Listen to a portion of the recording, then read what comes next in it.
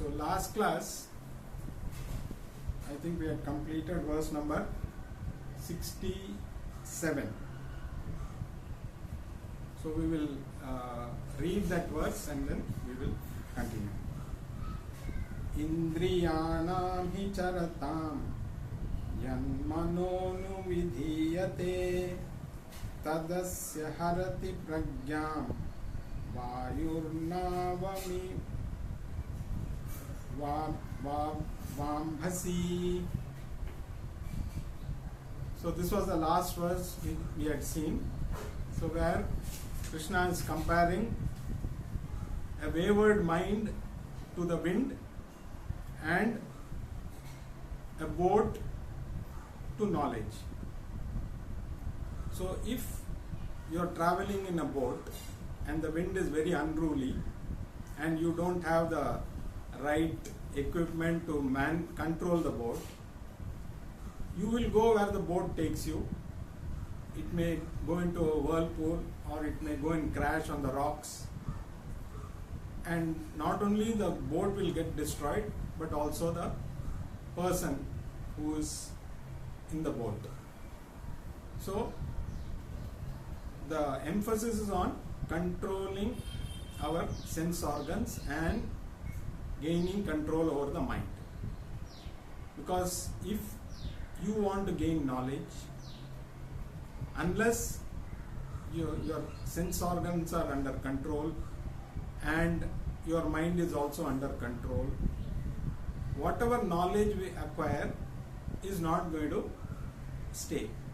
Like the boat crashing, if the mind is always wayward, traveling here and there, never calm, the knowledge will crash and the person also will drown along with the boat. So again, Krishna is emphasizing on the need for sense control and mind control, and he is going to again continue in the same manner in the next verse also. So we will read verse number 68. Tasmat yasya mahabaho nigrihitani sarvashah indriyanindriyarthebhyah tasya pragya pratisthita. So again Krishna says, O Arjuna, take care of your sense organs and control the mind. That is the only way you can progress in the spiritual path. This is meant for people who want to progress in the spiritual path and ultimately gain the goal called moksha. So the whole topic was on a wise person who is full of knowledge, nothing else matters to him. Because for a wise person, control of the sense organs is very important. Because sense organs play a very important role, because they are the direct means of disturbing the mind. The more the sense organs are not in control, the more the mind is going to be disturbed, and a disturbed mind will never be peaceful. And without a peaceful mind, there is no point in acquiring knowledge, because that knowledge is not going to stay. So here, when he talks about the sense organs, restraining the sense organs, it doesn't mean suppression. Probably the Western world thinks all our cultural practices are meant for suppressing. They are not meant for suppressing. They say that suppression can become dangerous and at a particular point people may burst out. So it is better to be expressive. which again is not the right way, because if you let out all your emotions, it is going to damage a lot of things. So if you let out all your emotions, it is going to damage things around you, people around you. So that is probably more dangerous. That is why in Western world we see shootings happening in campuses. So probably they are letting out their insecurities, their frustrations, their anger in a very volatile way. So that is even more dangerous, and suppression also will lead to that. So ultimately, over a period of time, if we suppress, definitely it is going to get released, maybe in a very violent way also. So both suppression and releasing are not healthy for any person. So that is what Krishna is saying. So in Gita, what is recommended is regulation. Regulate your mental energies and move them in the right way, which leads to spiritual growth. Like in a river, if the river becomes flooded, it will destroy things around. So that's why we build dams to regulate the flow of the river. And by regulating the flow of the river, water reaches places where it is required most, and the force of the river is restrained. So similarly, our mind also has to be regulated. Our sense organs have to be regulated in the right direction. So neither suppression nor letting go are healthy.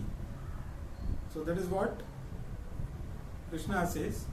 So whoever has got sense control and mind control is ready for knowledge, and that knowledge is going to be firmly entrenched in the mind, which is going to give that ultimate goal of moksha.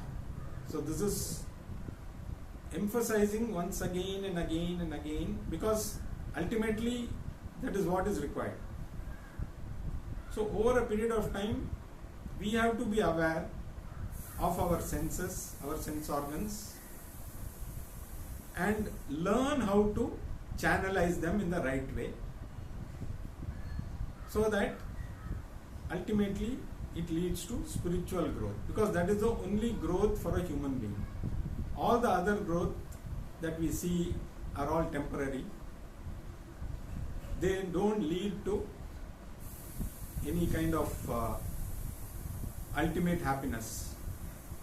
Yes, there will be some moments of happiness when we grow financially or in terms of popularity, or but it doesn't lead you anywhere ultimately, because that happiness, whatever you gain from that growth, is not going to be sustained. It is not a permanent solution. The permanent solution is only knowledge. Knowledge can be acquired only when the mind is calm.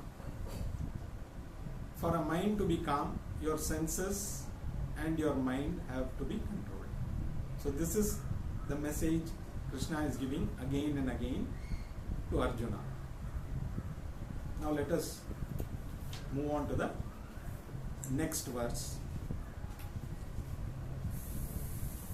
Ya nisha sarva bhutanam tasyam jagrati sanyami yasyam jagrati bhutani sa nisha pashyato munai. Now this verse can be a little confusing if you directly read the meaning, because the meaning, if you look at it, it says that which is night for all beings, for the person who has gained knowledge, is day.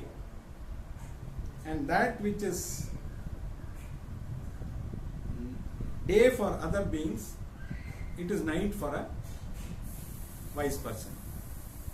So we may think that wise person has got a different kind of vision, different kind of abilities, because he is during day when others are awake, he is asleep, or maybe he is an owl. They say owl is a very wise, we say as wise as an owl. So probably the owl is a jnani, because he sleeps during the day and wakes up in the night. So we may think that jnani is an owl, or we may think people who work in night shift may be jnanis, because they sleep during the day and work during the night. So here, this is a very confusing verse. If people look at it verbatim, they may find that it's a little confusing. How come somebody is sleeping when others are awake, and awake when others are sleeping?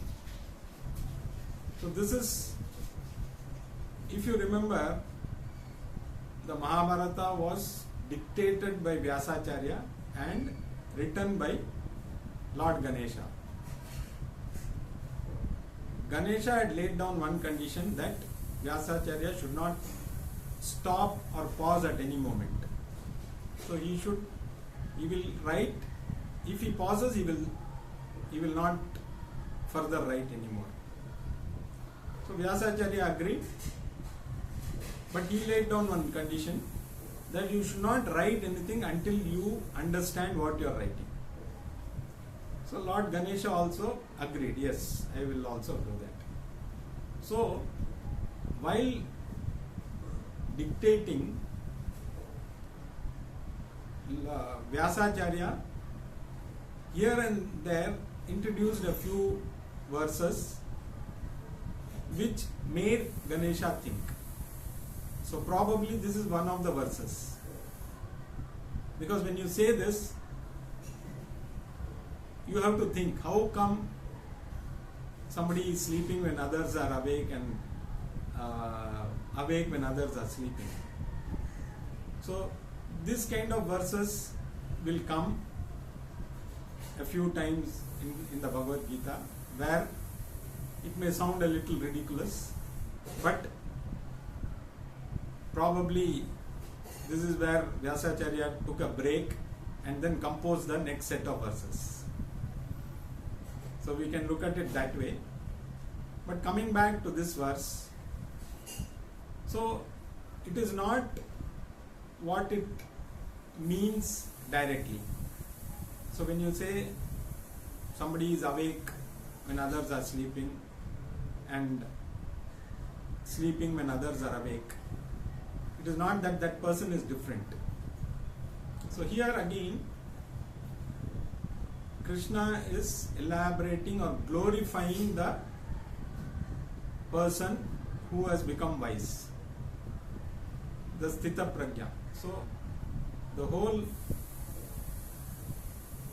purpose of becoming a Sthita Prajna, he is glorifying a person who has become wise. It is not that Sthita Prajna lives in a different world. We may think, okay, once you become Sthita Prajna, you live in a different world from others. The wise man also lives in the same world. He also goes through the same problems. He also sees the same things happening as an unwise person. He faces the same kind of good and bad things that an unwise person also sees. The only difference is how he sees them mentally. What is his perspective? So it is not, you cannot change the situation. You cannot change people around you. You cannot change anything which is bound to be there. You cannot change everything and say, I am in a different world. You cannot change the world. So it is not that once you become wise, you have the powers to change the world. You only start looking at the same thing in a different way. Now let us look at one or two examples. Suppose there are two people sitting on the beach and observing the waves. The waves are coming and going. A wise person doesn't see the wave as something separate from the ocean. He sees a water body. He sees there is a entire thing is one water body, and some little ripples are happening here and there, which is part of the water body. If you look at the perspective of the other person who is not wise, he sees the waves as something different. He sees waves being built, they grow, and then they again subside, and then they disappear. So his perspective is, wave is different from the ocean. Waves are born in the ocean, they grow and they die, which is similar to our life. We all follow the same this thing. So when the wave comes up, and during childhood we would have, when we used to go to the beach, we also used to do watching these waves. We see waves coming big. Some of them come very close to where you are on the edge of the beach. So we give a different perspective to the wave. We watch the wave come and we watch the wave die. So we see birth and death. Birth of a wave and death of a wave. The wise man doesn't see any difference. He sees only immortality in terms of one water body. The wave is just happening within the same water body. It is not different from the ocean. So the same scene which is seen by two people can be seen in different perspectives. Similarly, let us take the example of something which is more common. Watching a movie. When we go to a movie, the screen is there. Before the movie starts, we see the white screen. Once the movie starts, we forget the screen and we are only looking at the movie. The movie is continuing in the screen. We all know that the screen is the only real thing in the movie. But we never observe the screen. We get carried away by the movie. We forget that the movie is being just superimposed on the screen. There is nothing really happening. There is no villain, there is no hero, there is no heroine, there is no joker, there is no comedian, nothing. But we feel really there is something happening, forgetting that only the screen is real in the entire process. It is not that once you become a jnani, you will not enjoy a movie. You enjoy the movie, you appreciate the movie also, you laugh at the jokes. Everything is possible even for a jnani. It is not that he becomes very aloof. But he knows that ultimately only the screen is real. He is not carried away. Which is what happens to all of us again. If we look at the life happening around us as a movie, you watch from a different perspective, you will realize that it's only a movie going on. It is not real. So this is another perspective of what a wise person and an unwise person sees. Now coming back to this particular example, sleep. when others are sleeping, the wise person is awake, and the other way around. Here we can look at the example of an owl and a human being. As we know, the owl sleeps during the day and is awake in the night. Human beings are awake during the day and sleep at night. So these two things we are aware. Now, when we say, let us compare this owl to a ajnani, one who is not wise, and a normal human being who is awake during the day as a jnani. So the owl is a ajnani and a human being is a jnani. Now what does the ajnani, or let us say, what does the jnani see? He is awake during the day means he is awake to Advaitam. He sees everything as one and the same. He doesn't see any difference between anything around him. Whether it be the people, be the animals, be the plants, be the even the inanimate objects, whether it's a bench or a chair, he sees everything as one and the same.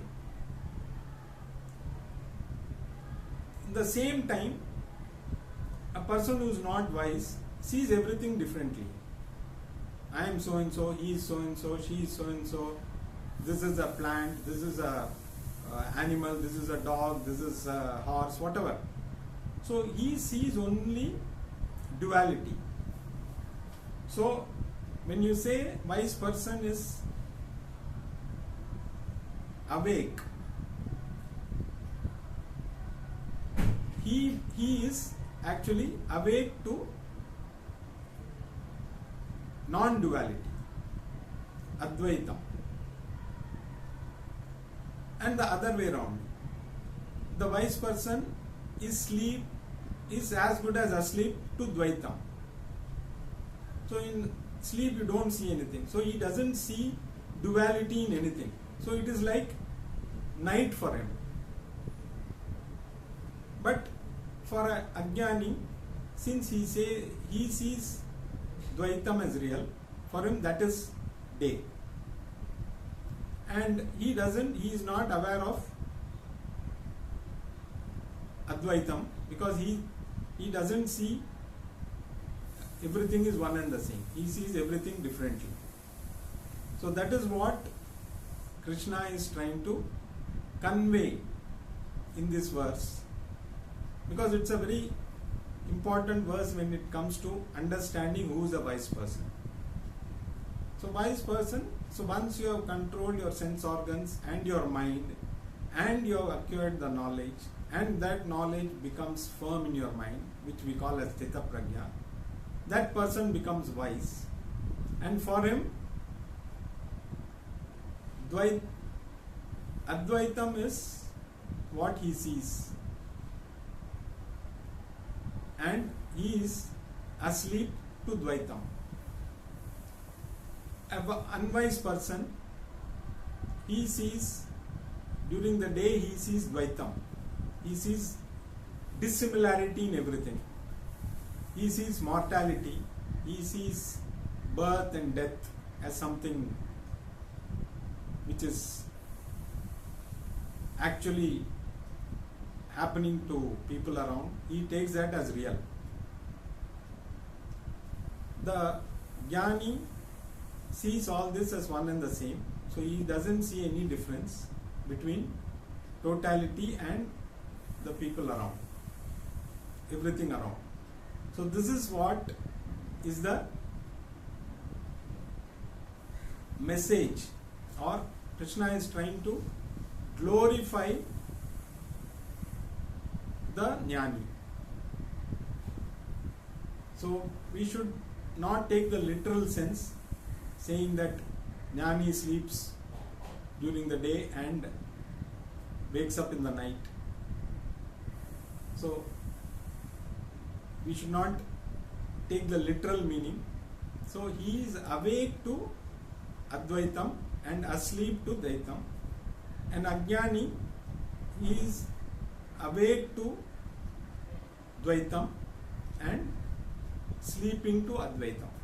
So this is the difference between. So again, Krishna is emphasizing the difference between a wise person and an unwise person.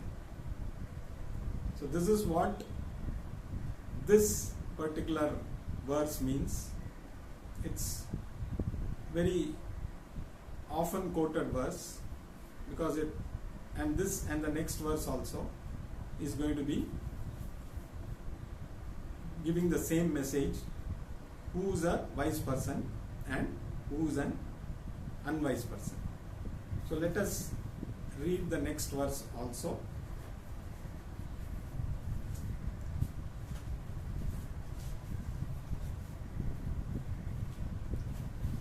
Verse number 70.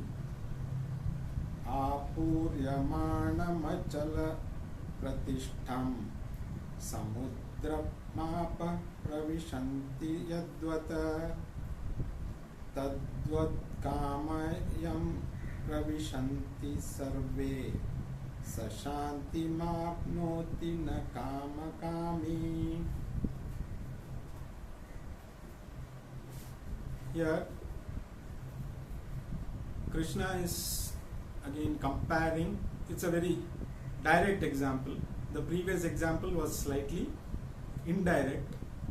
Here he is giving a direct example, a more simple example which is easier to understand. There is no complexity or no ambiguity about this example. He says he is comparing the Jnani to an ocean. Now the ocean is something where all the rivers come and end. But the ocean always remains full, whether the rivers come and empty their waters there or not. It doesn't depend on the rivers for it to be full. The oceans are always full. We have seen rivers dry up. We have seen during some seasons, you'll see children playing cricket on the riverbed because there is no water. When we travel in trains also, we must have seen,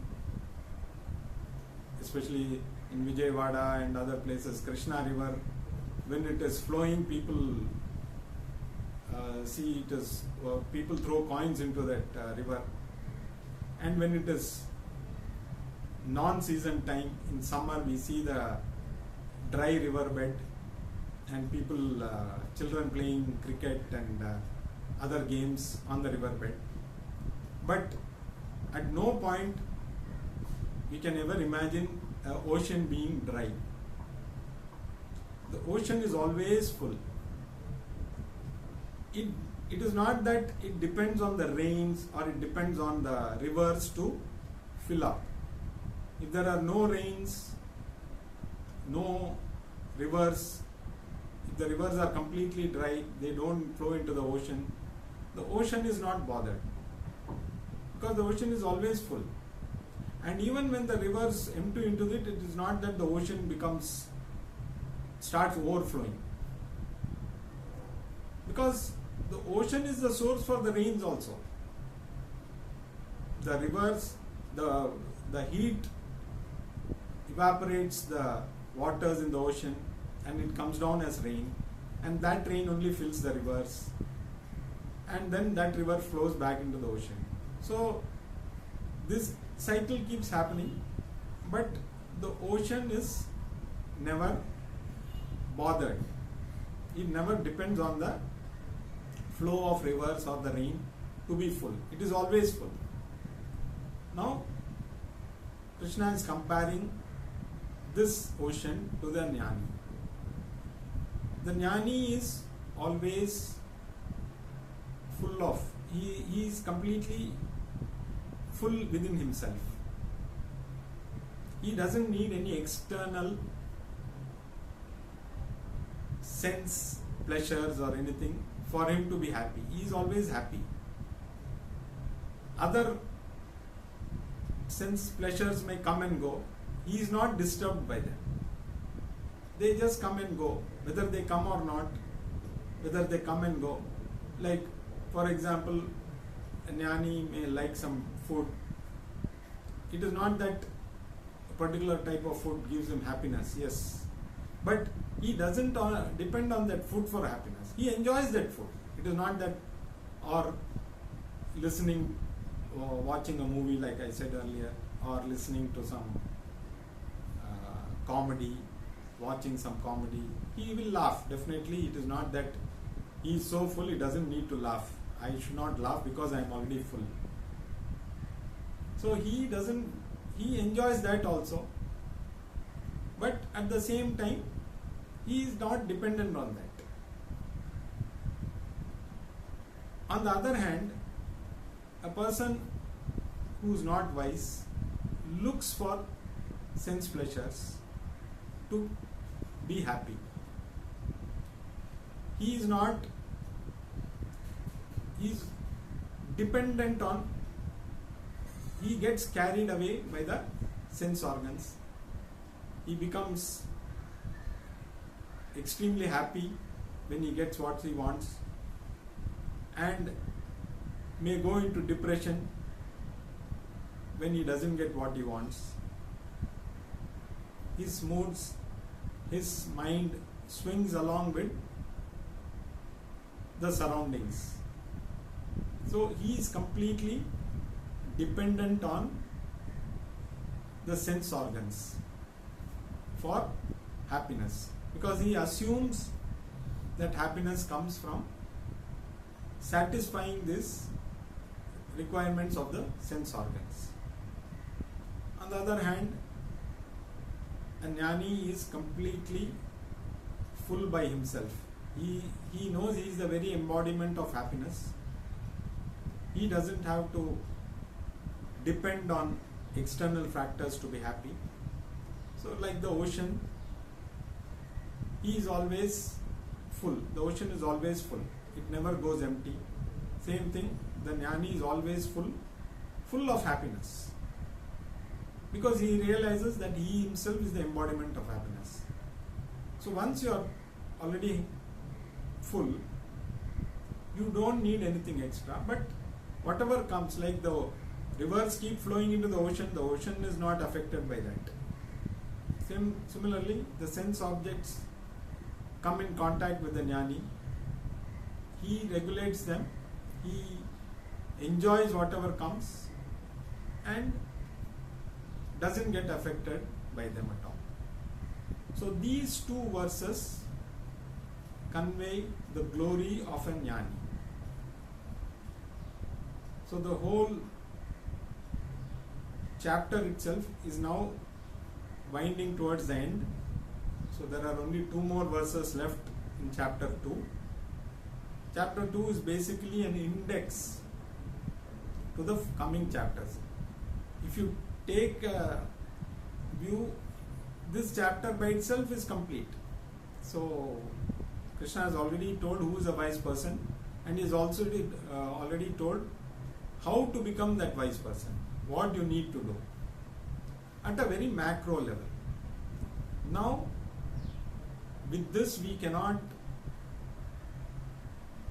be probably people like us, including Arjuna, he wanted further elaboration, so which he is going to ask. So Krishna, if Arjuna had not asked any questions, chapter 2 would have been the last chapter. But each of these aspects which Krishna has described in this chapter are going to be discussed in further minute details in upcoming chapters. So we will probably finish this chapter in the next class. There are 2 more verses that Krishna is going to just wind up, and then the next chapter will be a different topic. I think it's third chapter is Karma Yoga. So he will be discussing in detail about Karma Yoga in the next chapter. So we will continue in the next class.